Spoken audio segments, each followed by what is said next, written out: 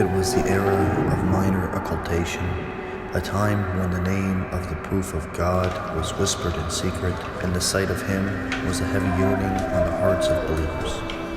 I, Abu'l-Hasan Zarrab of Isfahan, too burned with the longing to behold the proof of God.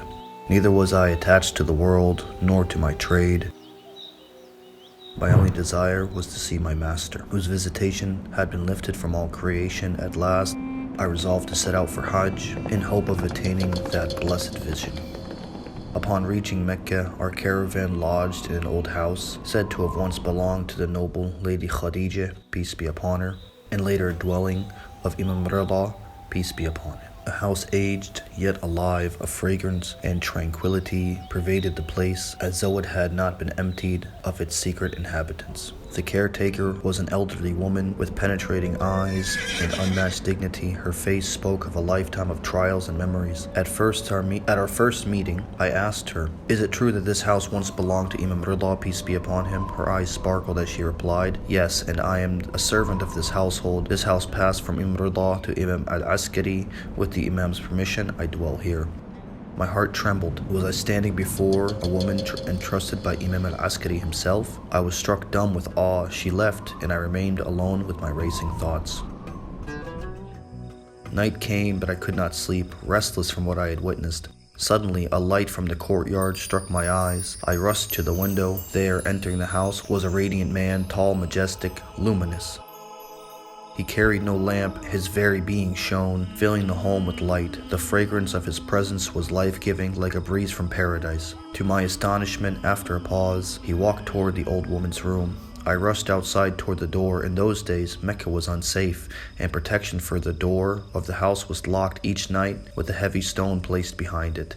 Yet the door was still shut, the stone unmoved. How then had he entered? My heart pounded, but I dared not to follow into the room. I returned to my chamber, and soon the light faded. The second night it happened again, but I lacked the courage to even step into the courtyard.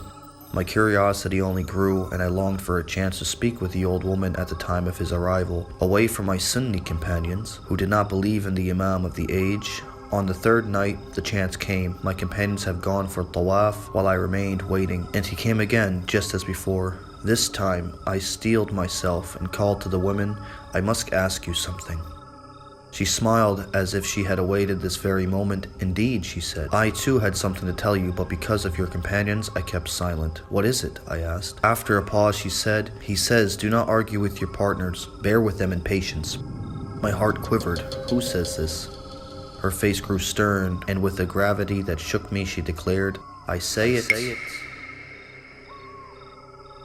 I froze in astonishment. How could she know?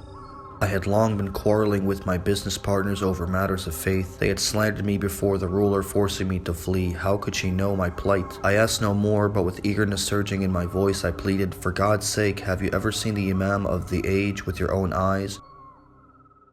She sighed, as though lost to memories, and after a silence she said, "In the days when Lady Narjis, peace be upon her, was with child, I served in the house of the Imam. At the time of my departure for an errand to Egypt, the Imam told me, 'At the end of your life you shall see al-Mahdi, and just as you served me, you shall serve him as well.'" Tears filled my eyes, my heart trembled. I thought this woman was in contact with the Imam. In confusion and yearning, I impulsively said, "Take these coins and give them to whichever of the Sayyids you deem worthy." It was 10 silver dirhams. I intended to cast them at the station of Abraham. 6 of them were coins struck in the time of al-Ma'mun, bearing the name of Imam Ridha, peace be upon him. She departed, then returned. "He says, 'We have no share in these coins. Cast them at the station of Abraham, just as you intended. Only the 6 struck in the name of our forefather Imam Ridha we have taken and replaced with their value.'" This was the final certainty. There was no longer any doubt. The luminous figure was none other than the awaited one, my master, Imam al-Mahdi. Though veiled in an ocean of light, I had beheld the Lord of the age. That night, as a last favor, his servant gave me a small booklet. With trembling hands I opened it. I kissed the words within, for it contained salawats, the very invocation later known as the Salawat of Zarrab Isfahani. During my stay in that house, I witnessed many who came from distant lands, carrying letters and questions. The old woman would converse with each in their own tongue, serene, fluent, without pretension, and I marveled to myself, how high can a woman ascend? What had she done that in this house, where every brick holds the memories of the Imams and the fragrance of the Mahdi still lingers, she had become the trusted link between the hidden Imam and his people.